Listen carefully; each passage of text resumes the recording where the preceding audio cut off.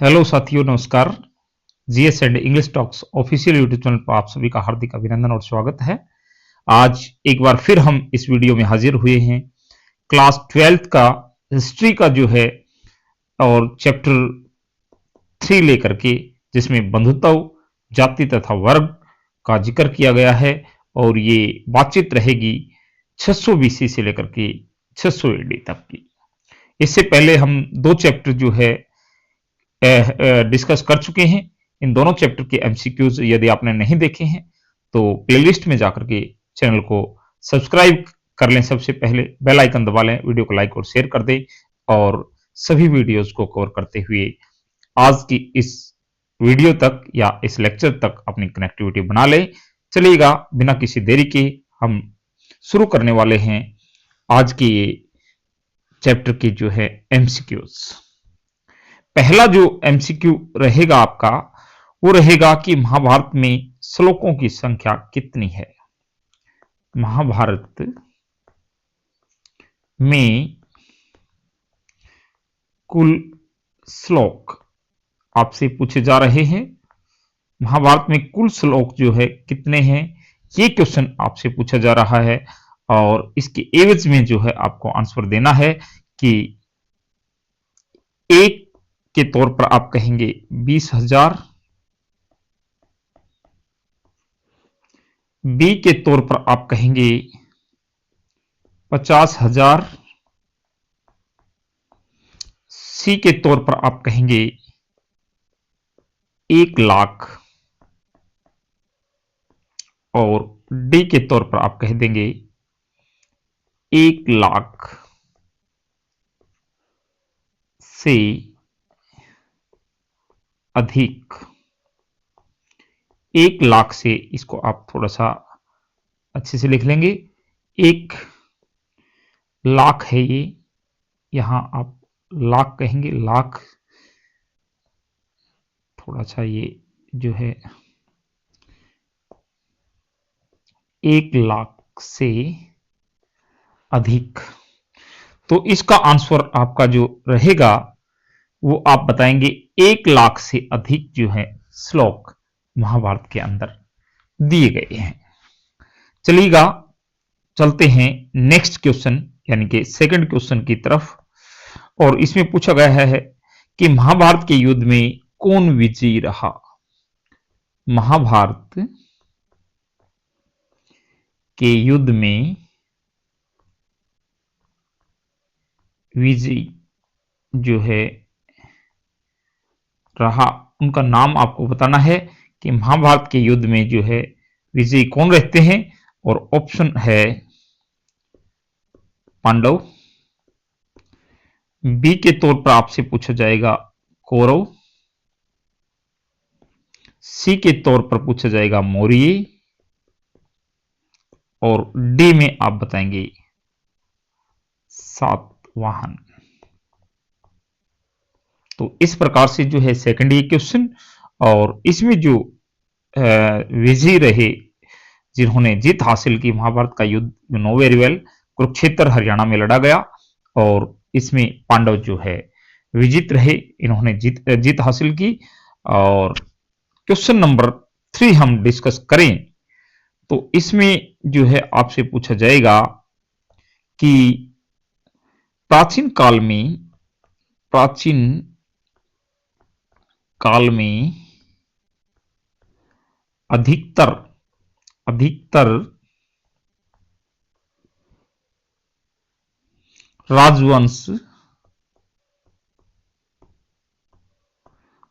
जो राजवंश थे वो किस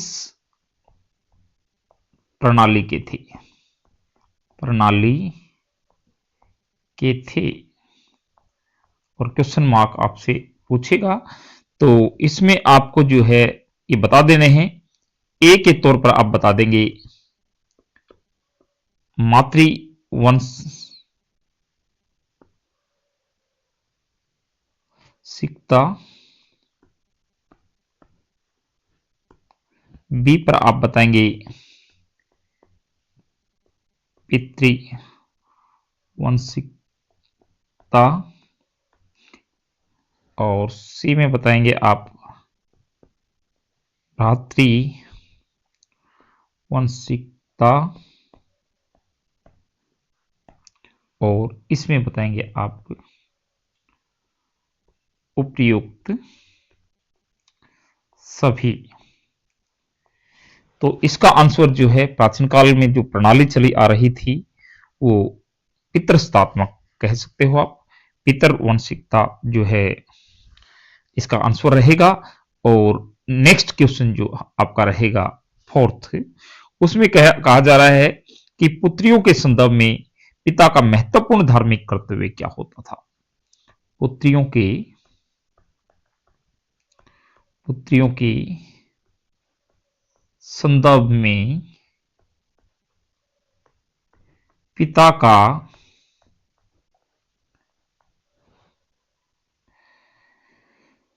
महत्वपूर्ण धार्मिक कर्तव्य पूछा जा रहा है, ध्यान रहे। धार्मिक कर्तव्य क्या रहता था, ये क्वेश्चन आपसे पूछा गया है। और आपसे जो है ऑप्शन में पूछेगा ए के तौर पर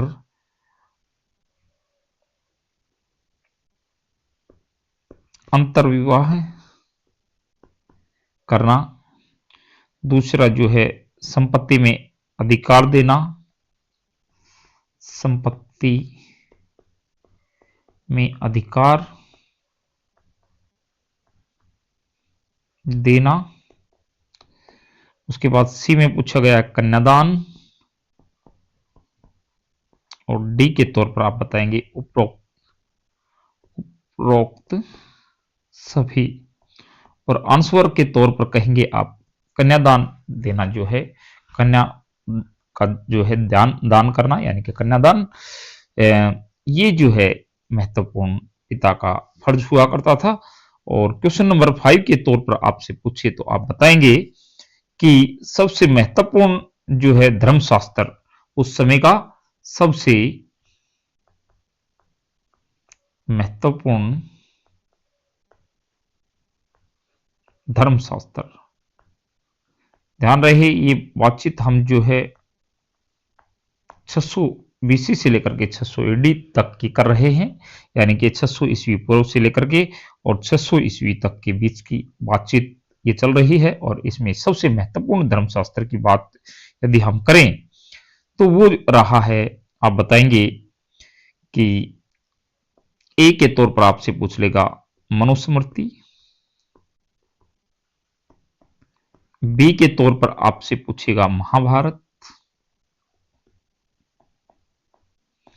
सी में आपसे पूछेगा, आप बताएंगे ऋग्वेद है क्या, और डी में आप बताएंगे उपरोक्त में से कोई नहीं। उपरोक्त में से कोई नहीं आप बताएंगे। तो फिर जो है आप कहेंगे कि इसका आंसर मनुस्मृति ही रहेगा। और सबसे महत्वपूर्ण धर्मशास्त्र जो है उस समय का धर्मसूत्र था ये। और क्वेश्चन नंबर 6 की तरफ हम बढ़ेंगे कि गोत्र का आधार क्या था। गोत्र का आधार इस समय क्या था, ये क्वेश्चन आपसे पूछा जा रहा है। गोत्र का आधार आपको बताना है। तो गोत्र का जो आधार था वो आप बताएंगे। इनमें ए ऑप्शन जो रहेगा वो रहेगा पिता का नाम,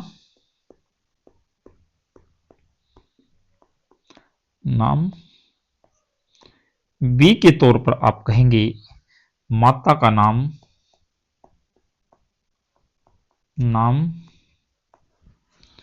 सी के तौर पर कहेंगे किसी वैदिक ऋषि का नाम, किसी वैदिक ऋषि का नाम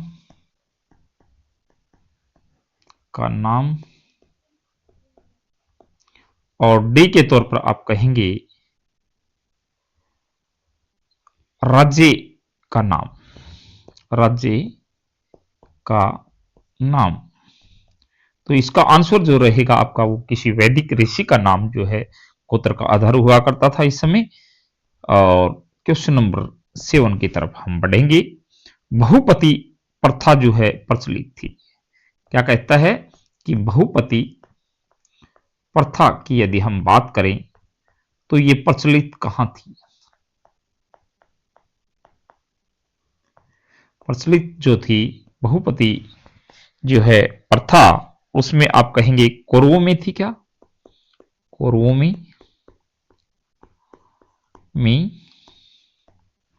दूसरा आप कहेंगे बी के तौर पर पांडवों में। सी के तौर पर कहें तो सातवाहनों में।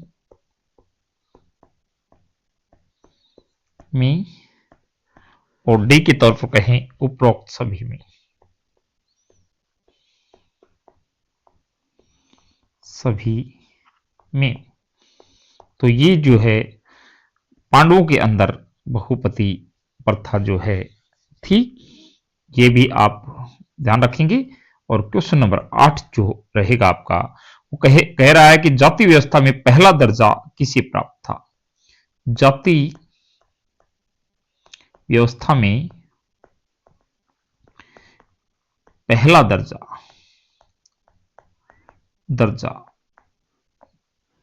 प्राप्त था किसे? तो इसके तौर पर जो है आप बताएंगे ए के तौर पर शूद्रों को, 2 में आप बताएंगे क्षत्रियों को,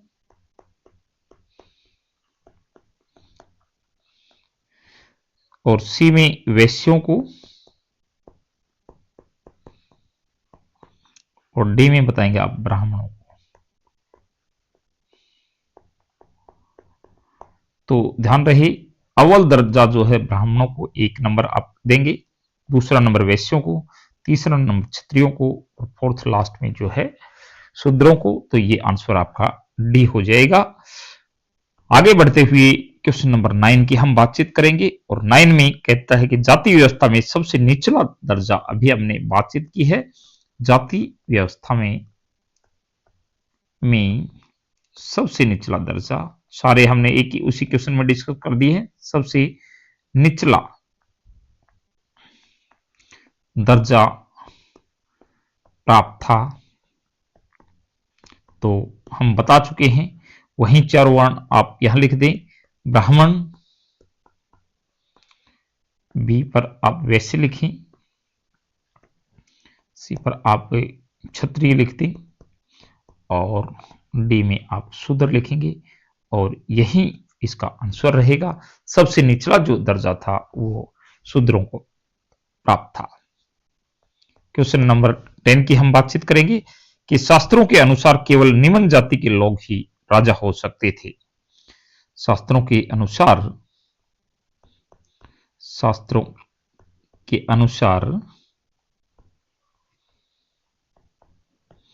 केवल राजा हो सकते थे। कौन? क्वेश्चन मार्क है ये। कौन हो सकते थे? तो ब्राह्मण, वहीं जो है रहेंगे आपके ऑप्शन क्षत्रिय, वैश्य या शूद्र। तो ध्यान रहे, क्षत्रिय केवल जो है राजा हुआ करते थे, हो सकते थे। ये चीज भी जो है आप याद रखिएगा।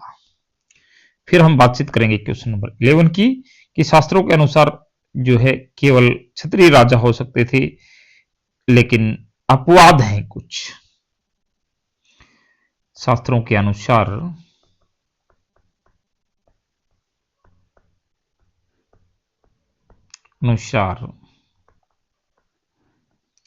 राजा होने के अपवाद आप बताएंगे।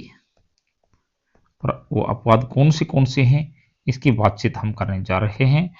क्या सातवाहन एक प्रकार से अपवाद स्वरूप थे? सातवाहन, या फिर कन्नौ थे, सुंग थे, या फिर उपर्युक्त सभी।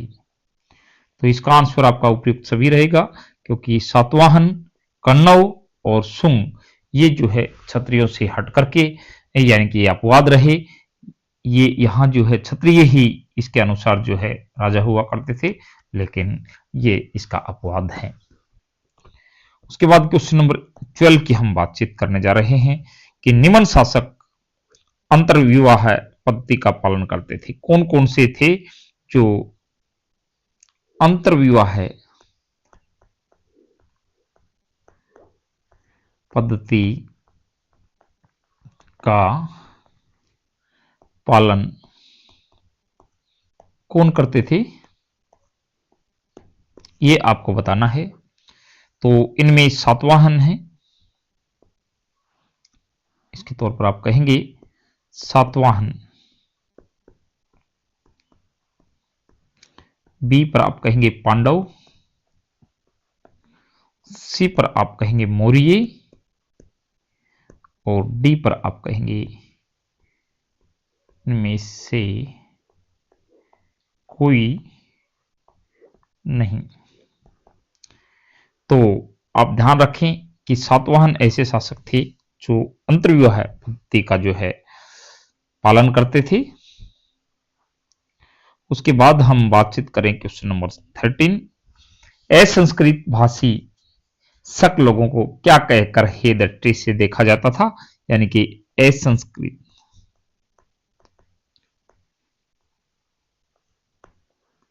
भाषी शक लोगों को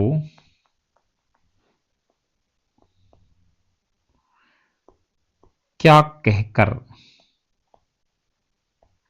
हे दृष्टि से देखा जाता था। ये क्वेश्चन आपका रहेगा और इसके ऑप्शन आपके लिए रहेंगे कि निषाद, बी आपका रहेगा मलेच्छ, मलेच्छ, सी मणिक, सॉरी वणिक है ये, वणिक, और डी के तौर पर जो है आप कन्नौ कहेंगे। और ये मलेच्छ के नाम से जो है जाने जाते थे, हे दृष्टि से जो है इनको देखा जाता था मलेच्छ कह करके। और अगला क्वेश्चन आपके लिए जो आ रहा है वो है वेरी इंपॉर्टेंट क्वेश्चन है, बार बार क्वेश्चन पूछा जाता है हर एग्जाम में। मर्च कटिकम नामक नाटक का लेखक, नाटक का लेखक कौन है, आपको बताना है। मर्च कटिकम जो है, जो नाटक है, उसके लेखक आपको बताने हैं। और मैं ऑप्शन के तौर पर बता रहा हूं कि ए में आप रखेंगे शूद्रक को, बी रहेगा आपका विशाखदत्त, सी रहेगा कौटिल्य और डी रहेगा आपका मेगास्थनीज। डी आपका मेगास्थनीज रहेगा। तो इसके लेखक जो हैं वो शूद्रक हैं, ये भी आप ध्यान रखेंगे। उसके बाद हम क्वेश्चन नंबर 15 की तरफ बढ़ रहे हैं और क्वेश्चन नंबर 15 जो है आपके लिए आ रहा है। इसमें पूछा गया है पांडवों की सहपत्नी कौन थी, पांडवों की सहपत्नी इसमें पूछा गया है कौन थी। और आंसर के तौर पर जो है आपको ऑप्शन दिए जा रहे हैं। ए में प्रभावती, बी में गौतमी, सी में जो है द्रौपदी और डी में आपसे पूछा जा रहा है दित्य। तो ये जो है आपका आंसर द्रौपदी रहेगा। पांडवों की जो सहपत्नी थी वो द्रौपदी थी। क्वेश्चन नंबर 16 की बात करें तो पूछ रहा है कि जुआ में या फिर आपसे द्यूत क्रीड़ा भी जो है आपको कह देगा। थोड़ा सा इसको ठीक कर ले। द्यूत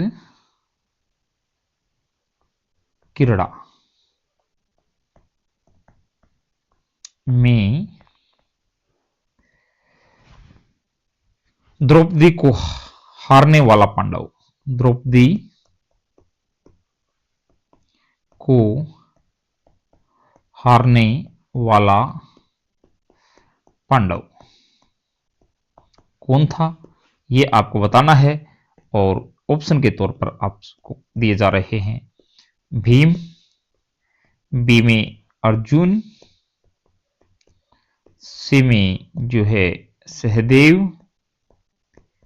और डी में युधिष्ठिर। तो इसका आंसर आपका रहेगा युधिष्ठिर। युधिष्ठिर ने ही जो है जुए के अंदर जो है द्रौपदी को गवाया था, यानी कि वो जुए में हार गए थे। तो ये क्वेश्चन भी जो है आपके लिए इंपॉर्टेंट है। अगली बातचीत हमारी रहेगी कि पांडवों को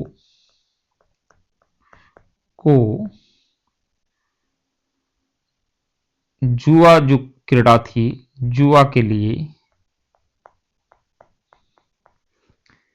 आमंत्रित किया, किसने किया, आपसे ये पूछा जा रहा है। तो उसमें आप बताएंगे नकुल ने, ए के तौर पर नकुल, बी के तौर पर आप कहेंगे शकुनी, सी के तौर पर धृतराष्ट्र और डी के तौर पर दुर्योधन। तो दुर्योधन ने जो है पांडवों को जुए के लिए जो है आमंत्रित किया था और उसमें युधिष्ठिर ने जो है द्रौपदी को गवा दिया, यानी कि द्रौपदी को जुए में जिता दिया, ऐसा आप कह सकते हो। दुर्योधन तथा उसके भाई क्या कहलाते थे? दुर्योधन और उसके भाई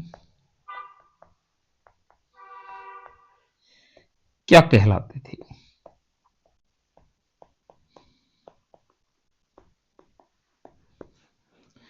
तो दुर्योधन और उसके भाई जो है आप जो है आप ऑप्शन के तौर पर लेंगे तो क्या कौरव कहलाते थे, क्या पांडव कहलाते थे,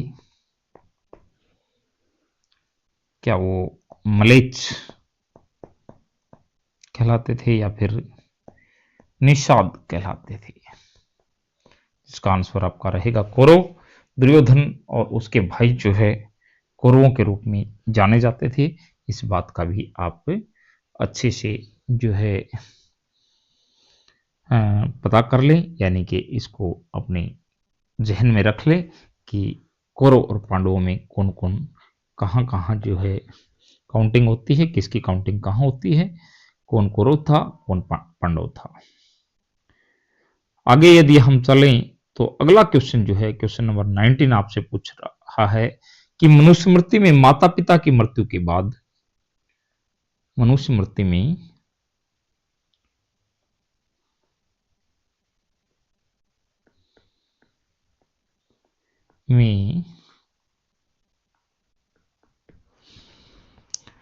माता पिता की मृत्यु के बाद, माता पिता की मृत्यु के बाद संपत्ति में विशेष भाग, संपत्ति का जो विशेष भाग था विशेष भाग का अधिकारी कौन होता था, यानी कि अधिकारी कौन था, यानी कि सबसे पहले पूछा जा रहा है कि किसका हिस्सा आता था, सबसे इंपॉर्टेंट हिस्सा किसका होता था। तो ए सबसे छोटा पुत्र, छोटा पुत्र। देखिए प्रैक्टिस सेशन है, इसको इसी तरह से आप जो है आगे बढ़ाएंगे। ज्येष्ठ पुत्र, फिर पूछ रहा है आपसे सबसे बड़ी पुत्री, बड़ी पुत्री, और फिर कहता है जमाता। तो ज्येष्ठ पुत्र जो है इसका आंसर रहेगा, मनुस्मृति के अनुसार जो है माता पिता की मृत्यु के बाद सबसे बड़ा बेटा जो है वो संपत्ति का हकदार होता था। और क्वेश्चन नंबर 20 में कह रहा है कि प्राचीन काल में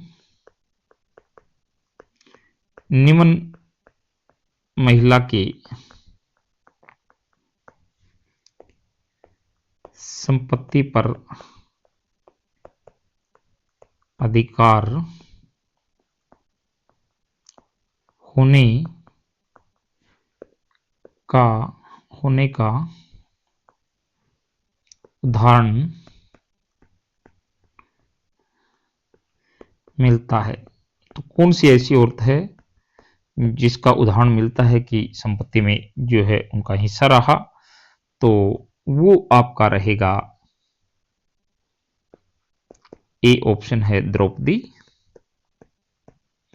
बी है माद्री, सी के तौर पर है प्रभावती गुप्त, और डी है राजेश्वरी। तो प्रभावती गुप्त जो है इसका आंसर है। ये जो है प्राचीन काल में संपत्ति पर अधिकार इनका रहा। उसके बाद क्वेश्चन नंबर 21 की तरफ हम बढ़ेंगे और पूछ रहा है कि महाभारत का मूल पाठ किस भाषा में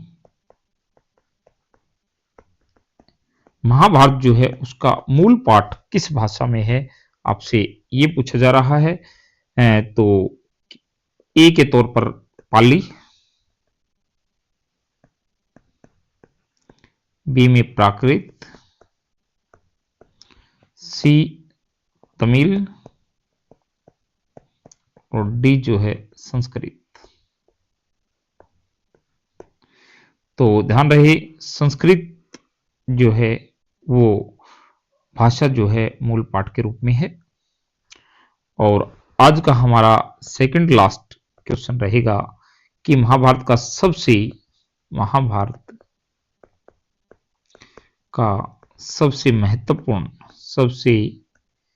महत्वपूर्ण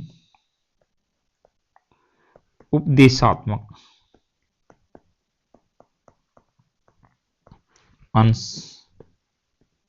जो है कौन सा है, ये पूछा जा रहा है। और ऐसे में आप ऑप्शन के तौर पर लेंगे भगवत गीता,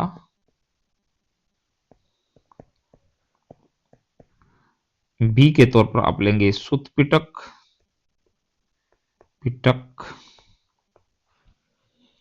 सी के तौर पर आप लेंगे मनुस्मृति, और डी में आप लेंगे इनमें से कोई नहीं। ये जो है आप बताएंगे और आंसर रहेगा आपका भगवत गीता। सबसे महत्वपूर्ण उपदेशात्मक अंश जो है यही है महाभारत के अंदर। और फिर लास्ट क्वेश्चन जो है हमारा आज का रहेगा, परंपरा के अनुसार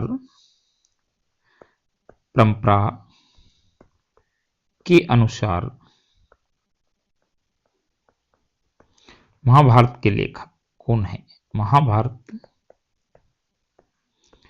के लेखक,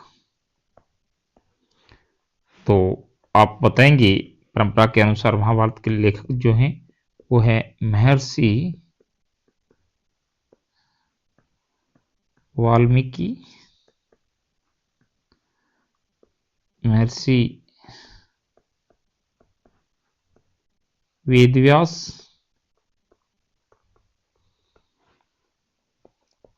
महर्षि विश्वामित्र और फिर है महर्षि